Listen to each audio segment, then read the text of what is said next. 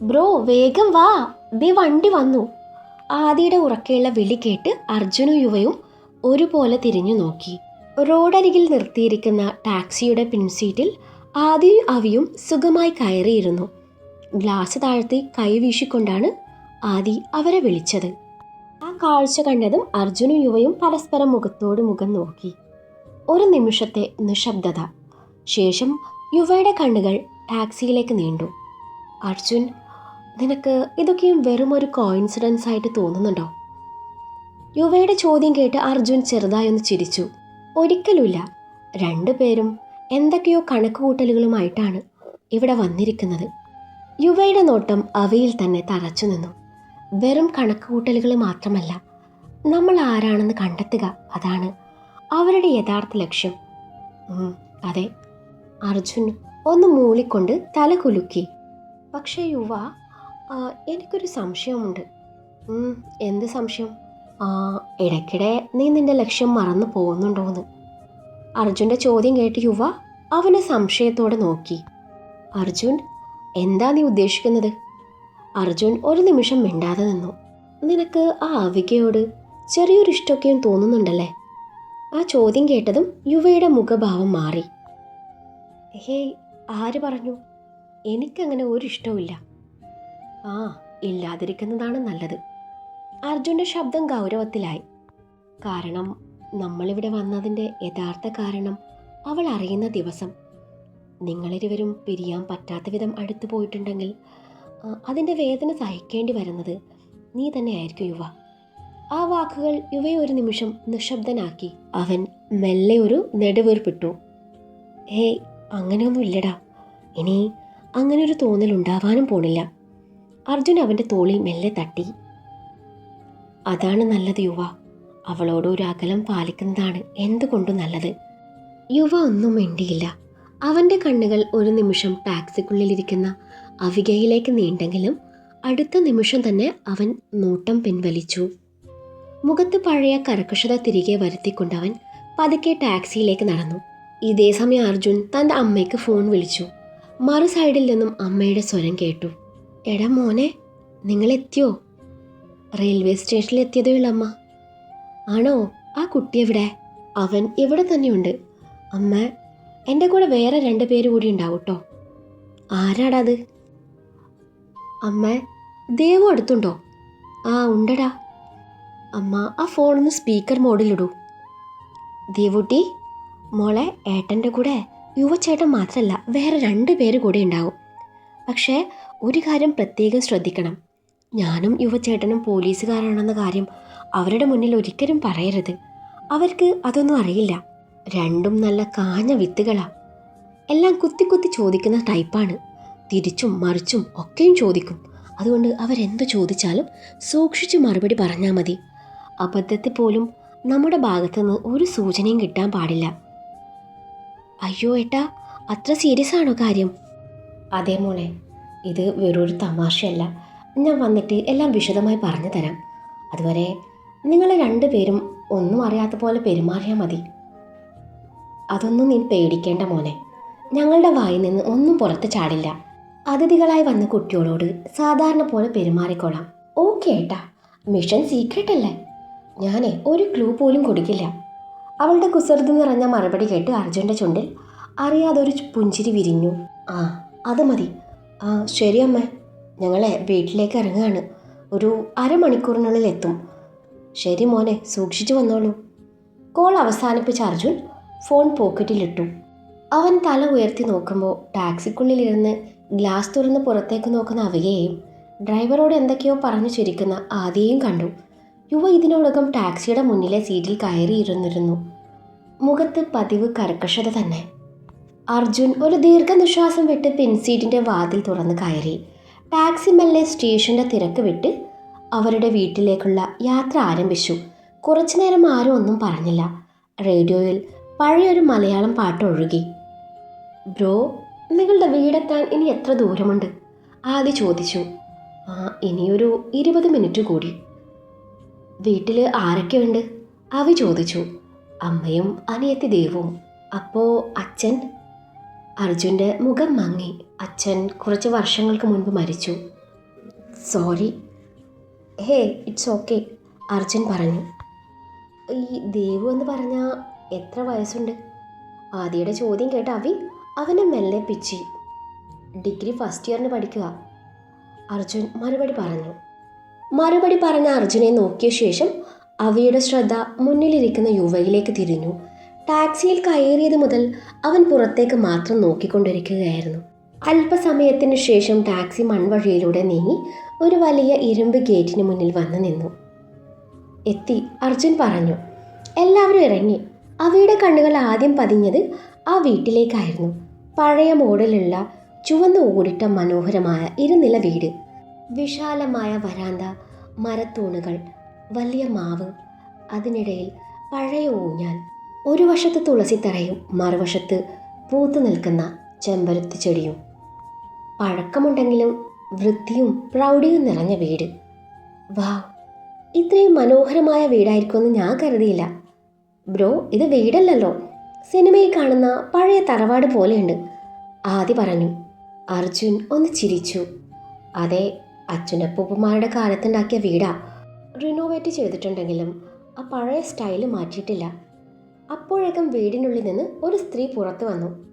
അർജുന്, വന്നോ മോനെ, യാത്രയ്ക്ക് സുഖമായിരുന്നോ? ആ, സുഖമായിരുന്നു അമ്മേ. അമ്മ, ഇവരാണ് ഞാൻ പറഞ്ഞ എൻ്റെ ഫ്രണ്ട്സ്. ഇവൻ ആദി, ഇത് അവിക. നമസ്കാരം ആൻറ്റി. നമസ്കാരം മക്കളെ, അകത്തേക്ക് വാ. ആദ്യം ഫ്രഷായി പിന്നെ ഭക്ഷണം കഴിക്കാം. അപ്പോഴേക്കും പടികളിറങ്ങി ഒരു പെൺകുട്ടി ഓടി വന്നു. ഏട്ടാ. അർജുനെ കണ്ടതും സന്തോഷത്തോടെ അവൻ്റെ കയ്യിൽ അവൾ പിടിച്ചു. അർജുൻ അവളെ ചേർത്ത് പിടിച്ച് കവിളിൽ മെല്ലെ തട്ടി. ദേവുവിനെ കണ്ടതും അമൃതയെ മറന്നു ആദിയുടെ അടിവയറ്റിൽ മഞ്ഞ് വീണോന്ന് ഒരു ചെറിയ സംശയം. ഹായ് ദേവു. ആദി അവൾക്ക് നേരെ കൈ നീട്ടിയതും ഹായ് എന്നും പറഞ്ഞ് ആദിയുടെ കയ്യിൽ പിടിച്ചത് അർജുൻ തന്നെയായിരുന്നു. വീടും ചുറ്റുപാടൊക്കെയും കണ്ട എക്സൈറ്റ്മെൻറ്റിൽ ഞാൻ, ആദി ചമ്മലോടെ പറഞ്ഞു. ഈ നേരത്താണ് അർജുൻ്റെ അമ്മ യുവയെ ശ്രദ്ധിക്കുന്നത്. യുവയല്ലേ, വരും മോനെ. മോനെക്കുറിച്ച് അർജുൻ എന്നും പറയും, യുവയുടെ അരികിൽ ചെന്ന് അർജുൻ്റെ അമ്മ പറഞ്ഞു. ആ നിമിഷം ആദിയും അവിയും പരസ്പരം മുഖത്തേക്ക് മുഖം നോക്കി. അമ്മയുടെ വായിൽ നിന്നും അബദ്ധം വീണതും അർജുൻ്റെ മുഖം ചുളുങ്ങി. ഈ അമ്മയുടെ ഒരു തമാശ, യുവയെ ആദ്യമായിട്ട് കാണുന്നത് പോലെയാ അമ്മയുടെ സംസാരം. അർജുൻ ചിരിച്ചുകൊണ്ട് രംഗം മാനേജ് ചെയ്ത് യുവയുടെ തോളിൽ കൈയിട്ട് അകത്തേക്ക് നടന്നു. പിന്നാലെ ദേവു അവി അകത്തേക്ക് ക്ഷണിച്ചു. എന്തോ എവിടെയോ ഒരു തകരാറ് പോലെ എന്ന് മനസ്സിൽ പറഞ്ഞു പിന്നാലെ ആദ്യം നടന്നു. അർജുൻ എല്ലാവരെയും കൂട്ടി മുകളിലത്തെ നിലയിലേക്ക് നടന്നു. ആദ്യം അവിക്കൊരു മുറി കാണിച്ചു കൊടുത്തു. പിന്നെ യുവയും ആദ്യം കൂട്ടി മുന്നോട്ട് നടന്നു. ആദിക്കായി മറ്റൊരു മുറിയിൽ സൗകര്യം ഒരുക്കിയ ശേഷം യുവയ്ക്ക് തൊട്ടടുത്ത മുറിയും നൽകി. മുറിയിലേക്ക് കയറി അവി ജനാല തുറന്ന് പുറത്തേക്ക് നോക്കി. പച്ചപ്പിൻ്റെ പുതപ്പ് വിരിച്ചു കിടക്കുന്ന വിശാലമായ നെൽപ്പാടങ്ങൾ, ഇളങ്കാറ്റിൽ തിരമാല പോലെ ചലിക്കുന്ന നെൽക്കതിരുകൾ, ആ കാഴ്ച അവളുടെ മനസ്സിന് വല്ലാത്തൊരു ശാന്തത നൽകി. ഈ മുറിക്ക് ഒരു ബാൽക്കണി കൂടി ഉണ്ടായെങ്കിൽ ഒന്നുകൂടി അടിപൊളിയായേനെ, അവൾ മനസ്സിൽ ചിരിച്ചുകൊണ്ട് വിചാരിച്ചു. കുറച്ചു നേരം കഴിഞ്ഞപ്പോൾ ആദ്യം അന്വേഷിച്ച് അവൾ മുറിയിൽ നിന്ന് പുറത്തിറങ്ങി. നടന്നു പോകുന്നതിനിടെ മുന്നിൽ കണ്ട മുറിയുടെ വാതിൽ തുറന്നു. അയ്യോ! അറിയാതെ അവളുടെ ചുണ്ടുകളിൽ നിന്ന് ആ ശബ്ദം പുറത്തു വന്നു. ഷർട്ട് മാറുന്നതിനിടയിലായിരുന്ന യുവയായിരുന്നു അവൾ കണ്ടത്. ഒരു നിമിഷം കൊണ്ട് അവൾ കണ്ണുകൾ രണ്ടും പൊത്തിപ്പിടിച്ചു. യുവയുടെ നെഞ്ചിൽ പകുതി മാത്രം ഷർട്ട് കിടക്കുകയായിരുന്നു. പെട്ടെന്നുണ്ടായ ആ കാഴ്ച അവനെയും ഒന്ന് അമ്പരപ്പിച്ചു. പക്ഷെ അടുത്ത നിമിഷം തന്നെ അവൻ ചമ്മൽ അതിവിദഗ്ധമായി മറച്ചു വെച്ച് മുഖത്ത് പതിവ് ഗൗരവം വരുത്തി ചോദ്യഭാവത്തിൽ അവളെ നോക്കി. അല്പനേരം കഴിഞ്ഞ് അവൾ പതിയെ കണ്ണുകളിൽ നിന്ന് ഒരു കൈ താഴ്ത്തി. സോറി, ഇത് ആദിയുടെ റൂമാണെന്ന് ഞാൻ വിചാരിച്ചു, ചമ്മലോടെ പറഞ്ഞവൾ തിരിഞ്ഞ് പുറത്തേക്ക് പോകാനൊരുങ്ങി. അപ്പോഴാണ് മുറിയുടെ ഒരു കോണിൽ ബെഡിനരികിൽ സൂക്ഷിച്ചു വെച്ചിരുന്ന ഒരു വസ്തുവിലേക്ക് അവളുടെ കണ്ണുകൾ പതിഞ്ഞത്. ഒരു പഴയ റോസ്വുഡ് ഗ്രാമഫോൺ, പിത്തള കൊണ്ട് നിർമ്മിച്ച വിരിഞ്ഞ പൂവിൻ്റെ ആകൃതിയിലുള്ള വലിയ ഹോൺ. വർഷങ്ങളുടെ പഴക്കമുണ്ടായിട്ടും അതിൻ്റെ തിളക്കത്തിന് ഒരു മങ്ങലും ഉണ്ടായിട്ടില്ല. കൊത്തുപണികളുള്ള തേക്കുമര സ്റ്റാൻഡിൽ അതീവ ശ്രദ്ധയോടെ സൂക്ഷിച്ചിരിക്കുന്നതുകൊണ്ട് അതൊരു അലങ്കാര വസ്തുവല്ല, ആ വീടിൻ്റെ ചരിത്രത്തിൻ്റെ ഭാഗമാണെന്ന് തന്നെ തോന്നിപ്പിച്ചു. ഗ്രാമഫോണിൻ്റെ അരികിലായി കറുപ്പും വെളുപ്പും നിറത്തിലുള്ള കുറച്ച് പഴയ ഫോട്ടോകൾ കൂടി ഉണ്ടായിരുന്നു. മുണ്ടും ഷർട്ടും ധരിച്ച ഗംഭീരനായ ഒരു വയോധികൻ, സാരി അണിഞ്ഞ് പുഞ്ചിരിക്കുന്ന ഒരു സ്ത്രീ. അവരുടെ പിന്നിലായി ഇതേ തറവാട്.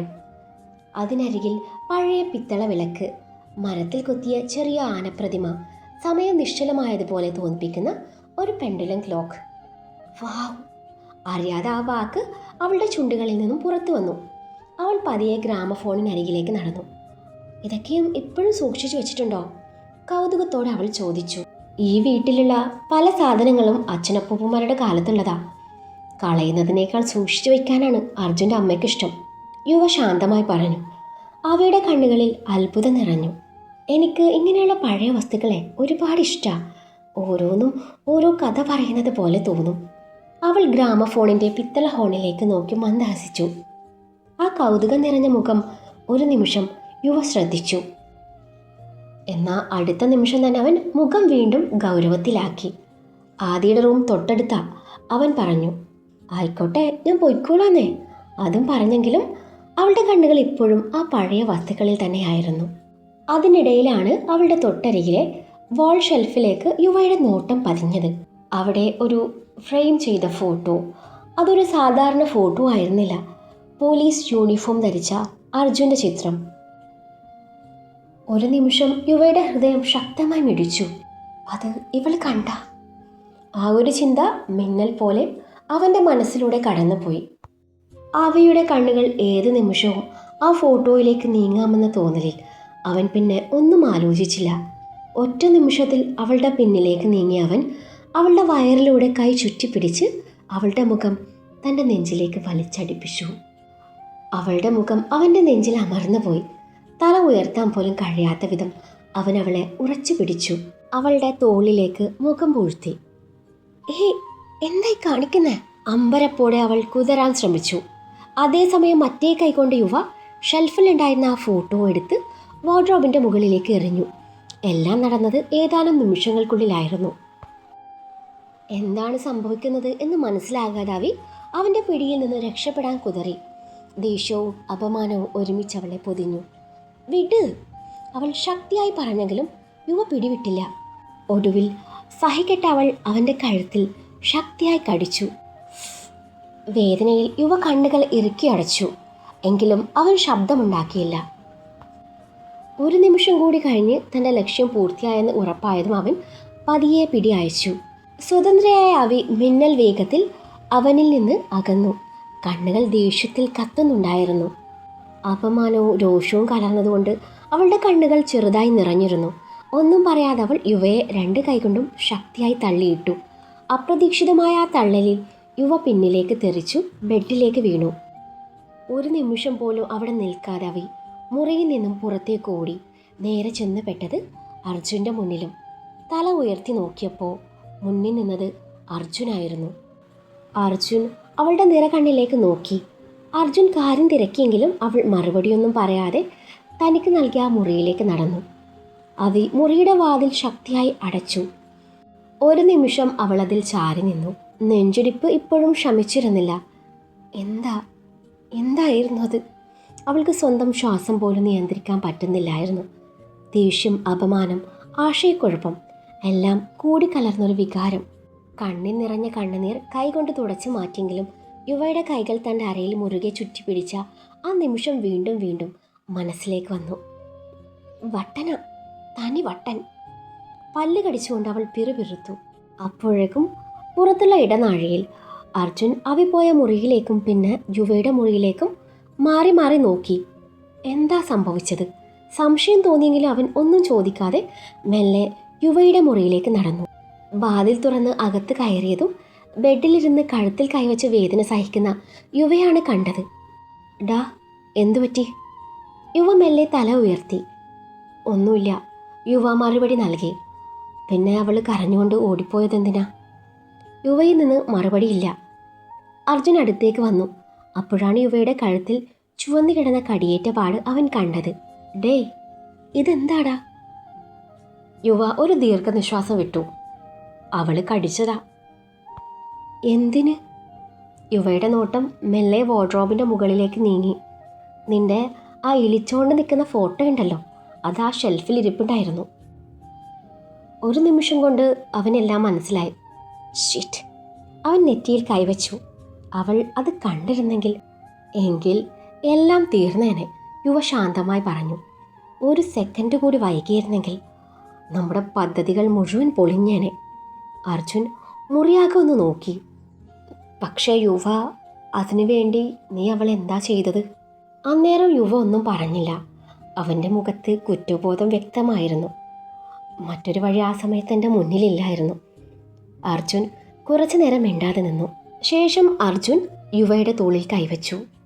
എടാ, നിന്റെ ഉദ്ദേശം ശരിയായെന്നിരിക്കാം, പക്ഷെ അവളുടെ സ്ഥാനത്ത് നിന്ന് നോക്കിയാൽ അവൾ പ്രതികരിച്ചതും തെറ്റല്ല. ആ വാക്കുകൾ യുവയെ കൂടുതൽ നിശബ്ദനാക്കി. എടാ, നീ ഉമ്മ വെച്ചൊന്നും ഇല്ലല്ലോ ഇല്ലേ? അതിനിടയിൽ അർജുൻ്റെ അടുത്ത ചോദ്യം കേട്ട് യുവയുടെ മുഖം കൂർത്തു. അതേസമയം അവയുടെ മുറിയിൽ ദേവു പതിയെ വാതിലിൽ മുട്ടി. ചേച്ചി. അകത്ത് നിന്ന് മറുപടി വന്നില്ല. വീണ്ടും മുട്ടി. ചേച്ചി, ഞാൻ ദേവുവാ. അല്പസമയം കഴിഞ്ഞ് വാതിൽ തുറന്നു. അവയുടെ കണ്ണുകൾ ചെറുതായി ചുവന്നിരുന്നു. അത് കണ്ട ദേവു ഒന്ന് പതറി. ചേച്ചി കരഞ്ഞോ? അവി ഉടനെ മുഖം തിരിച്ചു. ഹേയ് ഇല്ല, യാത്രയുടെ ക്ഷീണമായിരിക്കും. ദേവുവിന് ആ മറുപടി അത്ര തൃപ്തികരമല്ലെന്ന് തോന്നിയെങ്കിലും അവൾ കൂടുതലൊന്നും ചോദിച്ചില്ല. പകരം പുഞ്ചിരിച്ചുകൊണ്ട് പറഞ്ഞു, അമ്മ ഭക്ഷണം വിളമ്പി വെച്ചിട്ടുണ്ട്, താഴേക്ക് വന്നോളൂ. ഞാൻ വരാം, ദേവു പൊയ്ക്കോളൂ. ദേവു പോയതോടെ അവി വീണ്ടും കണ്ണാടിക്ക് മുന്നിൽ നിന്നു. കണ്ണാടിയുടെ സ്വന്തം പ്രതിബിംബത്തെ നോക്കിക്കൊണ്ട് അവൾ പതിയെ പറഞ്ഞു, മിസ്റ്റർ യുവ, നിങ്ങൾ എന്തിനാണ് അങ്ങനെ ചെയ്തത് എന്നൊന്നും എനിക്കറിയില്ല. പക്ഷേ ഇതിനുള്ള ഒരു മറുപടി ഞാൻ തന്നിരിക്കും. അവളുടെ ചുണ്ടുകളിൽ ഇനി കണ്ണീരല്ല, ദൃഢനിശ്ചയമായിരുന്നു. കുറച്ച് സമയത്തിന് ശേഷം താഴത്തെ വിശാലമായ ഡൈനിങ് ഹാളിൽ എല്ലാവരും ഒരുമിച്ചിരുന്ന് ഭക്ഷണം കഴിക്കുകയായിരുന്നു. നീളമുള്ള തേക്ക് മരത്തിൻ്റെ ഡൈനിങ് ടേബിളിന് മുന്നിൽ ചൂടുപാറുന്ന വിഭവങ്ങൾ നിരന്നു കിടന്നു. വറുത്ത കരിമീൻ, മസാലയുടെ മണം നിറഞ്ഞ നാടൻ ചിക്കൻ റോസ്റ്റ്, പച്ചക്കറി തോരൻ, അവിയൽ, സാമ്പാർ, മോരും അച്ചാറും പപ്പടവും. അർജുൻ്റെ അമ്മ സ്നേഹത്തോടെ ഒരുക്കിയ ആ ഭക്ഷണത്തിൻ്റെ സുഗന്ധം വീടാകെ നിറഞ്ഞിരുന്നു. മോളെ, കുറച്ചുകൂടി ചിക്കൻ എടുക്കൂ.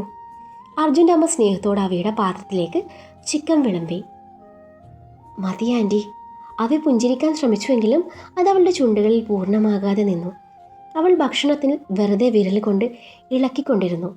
ഒന്നും കഴിക്കാൻ മനസ്സ് സമ്മതിക്കുന്നില്ലായിരുന്നു. അവളുടെ മനസ്സ് മറ്റെവിടെയോ അലഞ്ഞു നടക്കുകയായിരുന്നു. ആ കാഴ്ച ആരും ശ്രദ്ധിച്ചില്ല. പക്ഷേ ടേബിളിൻ്റെ മറുവശത്തിരുന്ന യുവയുടെ കണ്ണുകൾ ഇടയ്ക്കിടെ അവയിലേക്ക് നീളുന്നുണ്ടായിരുന്നു. അവൾ ശരിയായി കഴിക്കുന്നില്ലെന്ന് അവൻ വ്യക്തമായി ശ്രദ്ധിച്ചു. മുഖത്ത് നിറഞ്ഞിരുന്ന പതിവ് ചുറുചുറുക്കും കുസൃതിയും എവിടെ നഷ്ടമായിരുന്നു. അവി ഒരിക്കൽ പോലും യുവയുടെ ഭാഗത്തേക്ക് നോക്കിയതേയില്ല. എന്നാൽ അവളുടെ ഓരോ നിശബ്ദതയും അവൻ്റെ ശ്രദ്ധയിൽ നിന്നും മാഞ്ഞു പോയില്ല. അവനും ശരിക്കും കഴിക്കാൻ കഴിഞ്ഞില്ല. ആൻറ്റി കഷ്ടപ്പെട്ട് ഇതൊക്കെ ഉണ്ടാക്കിയിട്ട് കഴിക്കാതിരുന്ന ആൻറ്റിക്ക് വിഷമാവില്ലേ എന്നും പറഞ്ഞ ആദി ഭക്ഷണവുമായി കടുത്ത പോരാട്ടം തന്നെയാണ്. മീനും ചിക്കനും കൂട്ടി ഒരു പിടുത്തം അങ്ങ് പിടിച്ചു. ഒരിത്തിരി പച്ചക്കറി കൂടി കഴിച്ചേക്കാം, ഇല്ലെങ്കിൽ എൻ്റെ ആമാശയും കരുതും ഞാൻ വലിയ പരിഷ്കാരിയാണെന്ന്. അപ്പോഴാണ് അമ്മായി, അജുവേട്ടൻ എവിടെ എന്ന വിളിയോടെ ഒരാൾ ഓടിക്കിതച്ച് വീടിനുള്ളിലേക്ക് കയറിയത്. ശ്വാസം പോലും നേരെ വിടാതെ ആ പെൺകുട്ടി ഹാളിലേക്ക് കയറി ചെന്നു.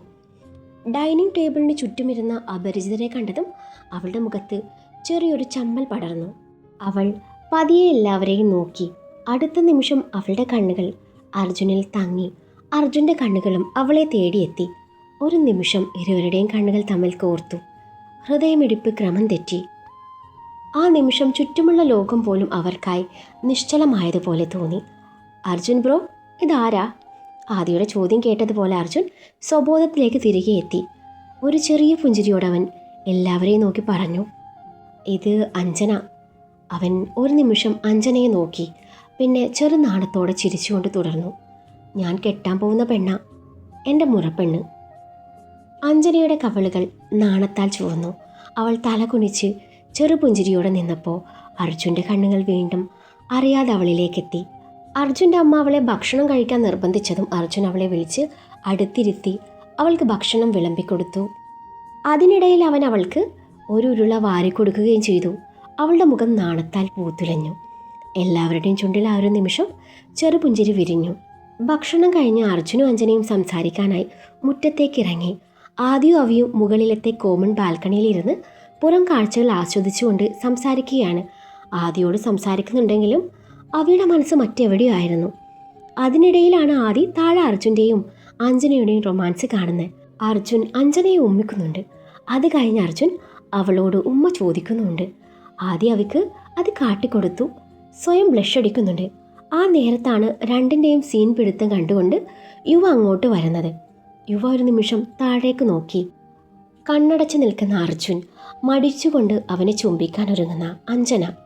യുവ പെട്ടെന്ന് നോട്ടം മാറ്റി ആദിയെ നോക്കിയപ്പോൾ അവൻ നഖം കടിച്ചുകൊണ്ട് കാലിൻ്റെ തള്ളവിരൽ കൊണ്ട് തറയിൽ വൃത്തം വരയ്ക്കുന്നുണ്ട്. അവയാണെങ്കിൽ ഞാനൊന്നും നോക്കില്ല എന്ന ഭാവത്തിൽ മറ്റെവിടെയോ നോക്കി നിൽക്കുന്നുണ്ട്. രണ്ടും എന്ത് കാണാനാ ഇവിടെ നിൽക്കുന്നത്?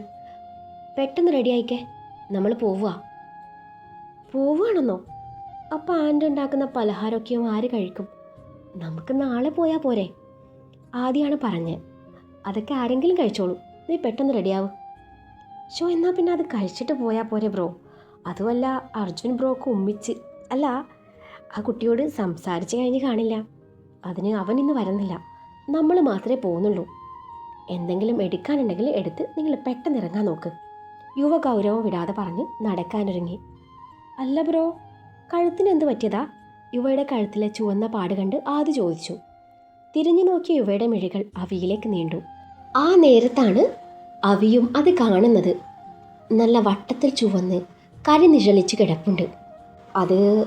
അത് പിന്നെ ഒരു വൃത്തികെട്ട പ്രാണി കടിച്ചതാ എന്നും പറഞ്ഞ് യുവ നടന്നു നീങ്ങി. അത് കേട്ടതും അവിയുടെ മുഖം കൂർത്തു.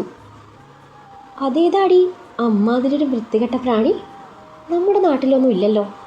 എന്നാലും വല്ലാത്ത കടിയായി പോയിട്ടാ. എന്നാൽ ആ വൃത്തികെട്ട പ്രാണിക്ക് മനുഷ്യൻ്റെ പല്ല് പോലത്തെ പല്ലാണുള്ളേ. ആദ്യം ഓരോന്ന് പറയുന്നുണ്ട്. നീ ഒന്നും മിണ്ടാതിരിക്കുന്നുണ്ട് ആദി. ഞാൻ ആ വൃത്തികെട്ട പ്രാണിയെ പറഞ്ഞാൽ നിനക്കെന്താടി?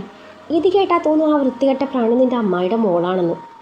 എൻ്റെ അല്ല, നിൻ്റെ അമ്മായിയുടെ മോള് എന്നും പറഞ്ഞ് അവി ദേഷ്യത്തിൽ പോയതും അവൾ പറഞ്ഞതിൻ്റെ പൊരുൾ തിരയുകയായിരുന്നു ആദി. അർജുനോട് 2 ദിവസം കഴിഞ്ഞ് വന്നാലും മതിയെന്നും പറഞ്ഞ് ചായയും പലഹാരമൊക്കെയും കഴിച്ച് യുവയും ആദ്യം അവിയും തിരിച്ചു പോകാനിറങ്ങി. ആ നേരത്താണ് വിക്രമിൻ്റെ കോൾ യുവയെ തേടിയെത്തുന്നത്. യുവ കോൾ എടുത്തു. യുവ, അവിയും ആദ്യവും നിൻ്റെ കൂടെ ആണെന്ന് അവർ നേരത്തെ വിളിച്ചപ്പോൾ പറഞ്ഞിരുന്നു. നിങ്ങൾ അവിടെ നിന്ന് ഇറങ്ങിയോ? ഇല്ല സാർ. എന്നാൽ പിന്നെ ഇന്ന് വരണ്ട, 2 ദിവസം അവിടെ താമസിക്ക്, എന്നിട്ട് വന്നാൽ മതി. അവന് വേണ്ടത് എൻ്റെ മോളുടെ ജീവനാ. വിട്ടുകൊടുക്കില്ല ഞാൻ എൻ്റെ മോളെ. സാർ, എന്തെങ്കിലും പ്രശ്നം? ഒരു ചെറിയ പ്രശ്നമുണ്ട്. യുവ, താൻ വന്നിട്ട് ഞാനെല്ലാം പറയാം. തൽക്കാലം നിങ്ങൾ 2 ദിവസം അവിടെ താമസിക്ക്. മുഴുവൻ സമയവും താൻ അവികയുടെ കൂടെ ഉണ്ടാവണം. വീട്ടിൽ നിന്നും അവളെ അധികം പുറത്തിറങ്ങാൻ വിടരുത്. യുവ ഒന്ന് അമർത്തി മൂളി. യുവ, മോളവിടെ ഉണ്ടെങ്കിൽ ഒന്ന് കൊടുത്തേ. ആ നിമിഷം യുവ അവൾക്ക് ഫോൺ കൈമാറി.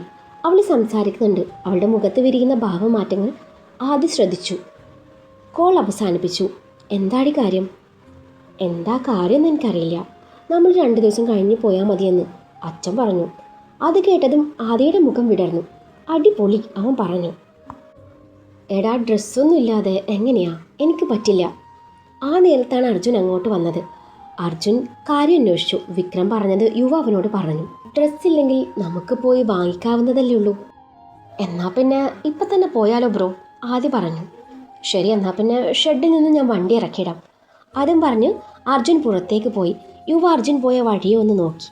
പിന്നെ അവിയിലേക്കും. അവൻ്റെ മനസ്സ് അന്നേരം അസ്വസ്ഥമായിരുന്നു.